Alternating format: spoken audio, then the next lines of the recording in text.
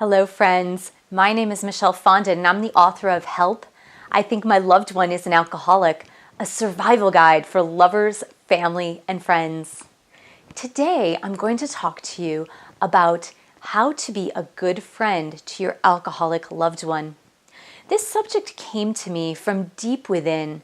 It came to me from deep inside my heart as I am journeying in my own recovery from my obsession with the alcoholic.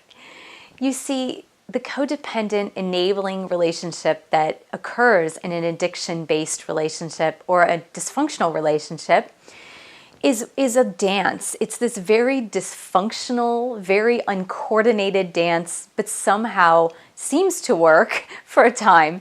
In this uncoordinated, crazy dance that goes around and around and around, it takes two parties to have this dance. Of course, one end of it is your alcoholic loved one, and the other end of it is you, the person who is codependent or enabling that alcoholic loved one. This dance is very mysterious, and it works so differently than any other healthy relationship. In fact, it's a very unhealthy pattern, and it's really hard to recognize at first go this unhealthy pattern that occurs. You may have many healthy relationships in your life. You might have good friendships, great colleague friendships.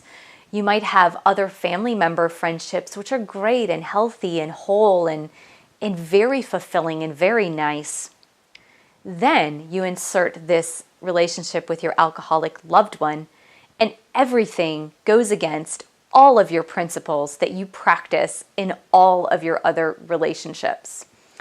That is why alcoholism is such a baffling, confusing, and just horrible disease, because it creates these really unhealthy bonds and these very, very unhealthy relationships.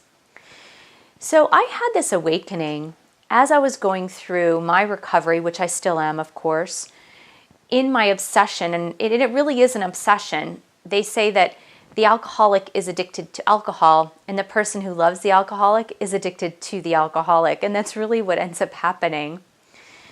And so I'm going to talk about how to be a good friend to your alcoholic loved one. Think about everything you do in a good friendship, in a great friendship.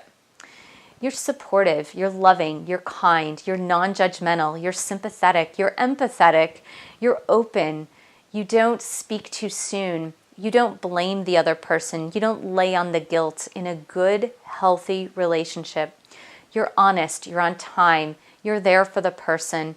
You open up your heart to a person in need. You show empathy to that other person. Now insert your relationship with your alcoholic loved one, and you become somebody that you're not. You become somebody who's not healthy in relationships. So let's explore some of the things that you might be doing that are destroying yourself, because you know that if you destroy your own integrity and your own sense of self-worth, that in essence, you're not destroying the other person, you're destroying yourself. And then you have to live with the guilt of behaving in a way that you would never behave with other people. You have to live with the shame of your actions, your words, your deeds, that you would never dream of doing in any other relationship. So let's just take the heaviness off of you right now. Okay, before you never noticed this. It took me a long time before I noticed it. And I'm just beginning to see the patterns. It takes a long time to really explore these self-destructive patterns in relationships. So as someone who is a good friend, you would never scold that friend, right? You wouldn't scold them or blame them or shame them or tell them what to do or harbor punishment and hold grudges against them. You wouldn't point the finger and point out all of their faults and all of their wrongdoings, right? In a good friendship, would that person stay in that friendship for very long? My answer is no. If somebody came at me and they just started scolding me every day, pointing out everything that I was doing wrong, pointed out all my faults and bad sides and was always so negative with me.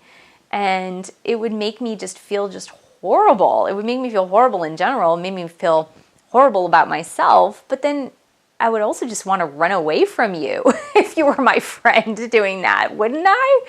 I would be like, oh my gosh, I don't want to be around this person anymore. They're always scolding me, pointing out my bad points, asking me to change, telling me to do this or that, ordering me around. You would never want that for a friend. You would never want someone to be like that. So why is it that we give ourselves permission to not be a good friend with our alcoholic loved one? Your alcoholic loved one could be your mom, it could be your dad, it could be your sister, it could be your brother, it could be someone that you're very close to, it could be your child. But even if it's your child and the child is an adult, you really don't have the right to tell that adult how to live his or her life. They're adults. Same thing with your mom and your dad. You don't have the right to tell your mom and dad how they're supposed to live their life, but you can be a good friend. And I know this changes the role a little bit. The role is typically that in a mother, father, and child alcoholic relationship, often you were that child that had to be the adult while your mom was passed out drunk and you had to take care of your siblings. Or you were the one that had the alcoholic and maybe abusive father and had to protect your mom or had to protect your siblings against the wrath of his alcoholism.